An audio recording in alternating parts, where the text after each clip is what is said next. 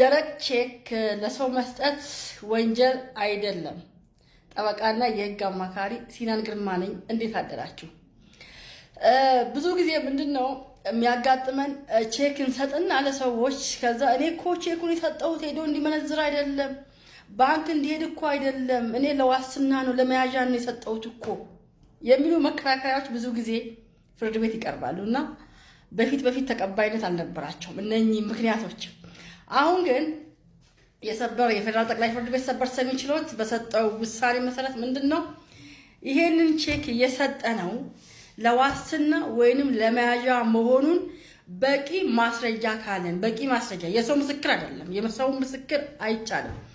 በንግድ ህጉና በፍትሐብሔር ህጉ መሰረት ፎርማት አሉ። ይሄ በህግ ባለሙያዎች የሚዘጋጅ ነው እና በእነሱ አማካኝነት በጽሁፍ የተደረገ ግልጽ የሆነ ውል ካለ፣ የመያዣ ውል ወይንም የዋስትና ውል ካለ የፈለገ ያህል ሚሊዮን ብር ቼክ ብንሰጥ፣ ደረቅ ቼክ ብንሰጥ ወንጀል አይደለም፣ ወንጀለኞች አይደለንም ማለት ነው። ደረቅ ቼክ ማለት ያው ግልጽ ነው ብዬ ነው። ምንድነው ባንክ ምንም ገንዘብ ሳይኖረን ባንክ አካውንታችን ላይ የምናዝበት ምንም አይነት ገንዘብ ሳይኖረን ቼክ እየቆረጥን ገንዘቡንና የገንዘብ መጠኑንና ቀኑን በዚህ ቀን የሚመነዘር ይሄን ያህል ገንዘብ ብለን የምንሰጠው ማለት ነው።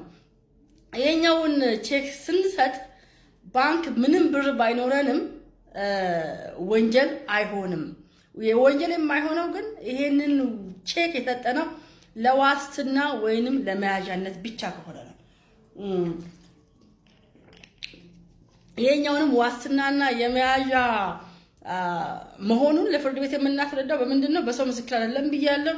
በጽሁፍ ግልጽ የሆነ ውል በንግድ ህጉና በፍትሐብሔር ህጉ መሰረት የተቀመጠ ግልጽ የሆነ ገንዘቡ የገንዘብ መጠኑ በግልጽ የተቀመጠ የቼክ ቁጥሩ በግልጽ የተቀመጠ ምስክር ያለበት ፊርማ ያለበት በራሱ ፎርማት የተዘጋጀ የዋስትና ወይንም የመያዣ ውል መሆኑን በግልጽ ተፈራርመን ቼክ መስጠት አለብን ከወንጀል ነፃ ለመሆን። አለበለዚያ ግን ያው ወንጀል መሆኑ አይቀርም ማለት ነው። እዛ ባዶ ቼክ ወይ ደግሞ ደረቅ ቼክ ከሰጠን። ይሄኛው እንግዲህ የፌደራል ጠቅላይ ፍርድ ቤት ሰበር ሰሚ ችሎት የሰጠው ውሳኔ ነው። የቁጥሩን ኮሜንት ስራ አለላችሁ። የንግድ ህጉም የፍትሐብሔር ህጉም ፎርማቱ የዋስትና እና የመያዣ ውሉ የሚዘጋጅበት ፎርማቱ ኮሜንት ስራ አለ፣ መመልከት ይቻላል። አመሰግናለሁ። ጠበቃና የህግ አማካሪ ሲናን ግርማ ነኝ።